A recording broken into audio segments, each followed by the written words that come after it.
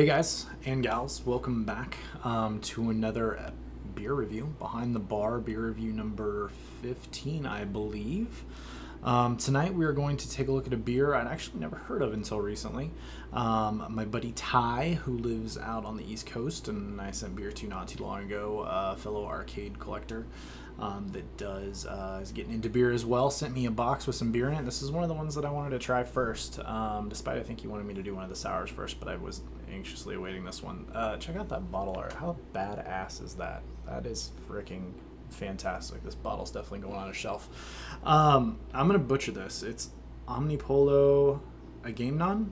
I have no idea. I'm assuming I'm pronouncing that wrong, but it is a imperial stout brewed with maple syrup and aged in bourbon barrels. I love imperial stouts that are bourbon barrel aged with maple syrup. Actually, just imperial stouts with maple syrup to begin with. It can be phenomenal. So we're gonna give it a shot, see what we think. I've had this sit now for a while, so it should be up to a pretty decent temperature. Pour this into our Avery chalice here. And this beer comes in 13.2%, so not screwing around.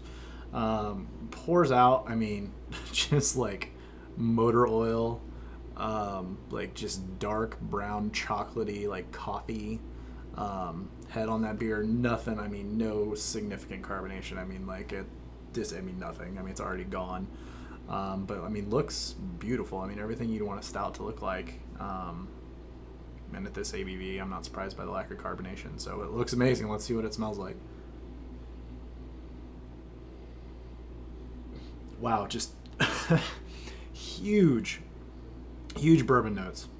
I mean, the barrel is there for sure.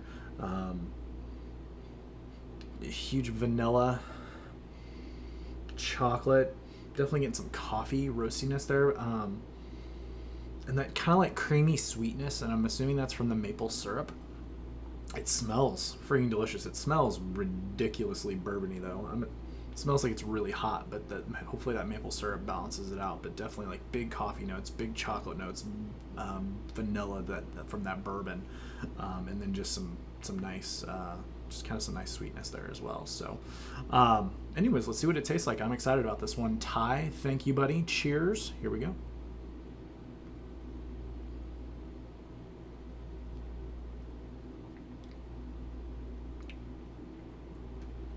Holy shit.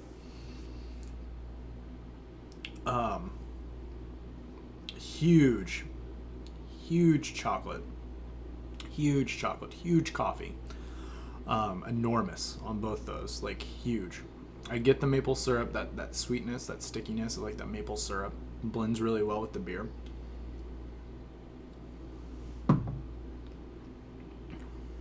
But that is, it's almost overpowering. Like it is that just in your face. Like this beer, it is not it is not fucking around. Part of me is thinking like if this would big benefit from a year or two of aging, but at the same time it's interesting to drink it. Like whoever the people that brewed this beer were not trying to like make balanced anything. This is as far from balanced as you're gonna find. This is like punching you in the tongue. I'll be honest. On the nose, I got that bourbon and that maple syrup kind of combo for that sweetness, that vanilla. I'm not getting that as much. I'm getting more of the char of the bourbon barrels, and the oakiness is definitely coming through on this.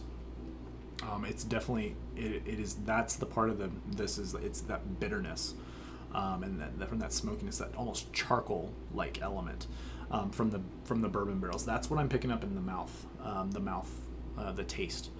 More so than on the nose. I didn't get it on the nose at all, but it's like staying on my tongue. Like that's what I taste is like it's like I licked an oak barrel that had been charred for bourbon. Like that's, and it's not going away. It's actually almost unpleasant. But if I keep drinking it, I'm sure it's fine. The mouthfeel, extremely creamy.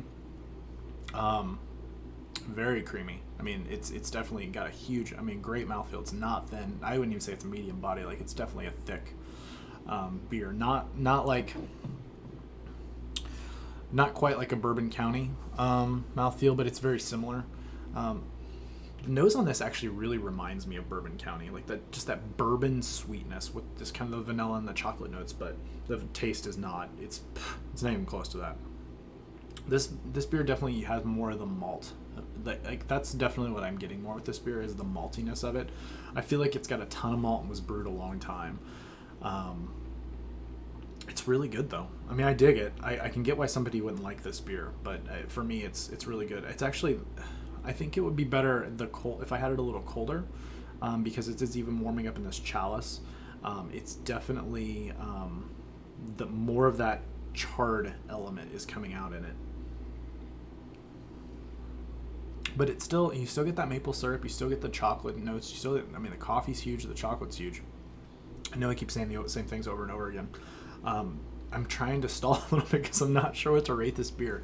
I really like it, and I'm glad I tried it. I heard it's very expensive. I didn't buy this bottle, so I don't know how much it is. I know we get some of their beers here. I've never seen this, though, so in Kansas City. I've never seen this beer, but somebody would better know than I if this is available here or not. But I've seen some of their beers, but not this one. Beer Advocate, I looked up on this for the non-barrel aged version of this beer. They gave it a 91. For bourbon barrel aged, it was 89, but there wasn't a lot of reviews.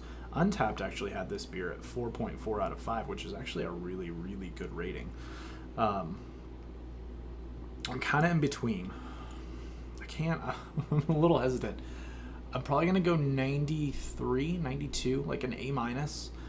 Mainly, I would give this beer like A, close to A plus, if my tongue didn't taste like I just licked a barrel. Like seriously, that's what that bitterness, like astringent characteristic, and I'm not sure what it's coming from. I'm guessing it's the barrel, but it could be, I don't know, one of the adjuncts that's in the beer. I don't think it's the maple syrup, but it something is off-putting in the finish. But other than that, it's fantastic. So probably like a 92 is where I'm going to go with this beer. I've heard it's really expensive, so I don't know if for the price it's worth picking up. I don't know, though. I'm glad I drank it, though. It's definitely a different take on the style. It's different than like a KBS, or I'm trying to think of another like maple syrup, like imperial stout that I've had that would be similar. I can't really think of any, which is my bad. But I mean, like I said, if you see it on tap or something somewhere, I don't know if they tap this beer or not. I know it was brewery only released for a long time. But like I said, I don't know if they do or not. If you see it, I mean, give it a try. Give it a shot. It's definitely worth drinking. I think if you find a bottle, buy it and sit on it for a while, or buy one and drink it and buy two and sit on one for a while. I think this beer, I actually wish I had another one because I think it would age really well. I could see it balancing out and being really freaking good. But for now, we're going to give it a 92. I'm going to try and finish the rest of this bottle. I might put it in the fridge and let it chill down a few before I drink more of it. But yeah, so that's where I'm at. Behind the Bar episode, or I gotta stop fucking doing that. Beer review number 15. Omnipollo, we're going to give it, like I said, a 92. Hope you guys liked the video and got something out of it. If you do please hit subscribe. Like I said, I don't care about the subscribers. It's more just so you see my videos and keep commenting on them, because that's the best part. I've met a ton of amazing people in the beer community in just the few months I've been doing this, and I'm going to continue to do them. Sorry, it was a bit of a break the last week or so, but I'll start getting more out again, and we'll keep it going. But anyways, in the meantime, cheers, guys. Thanks for watching.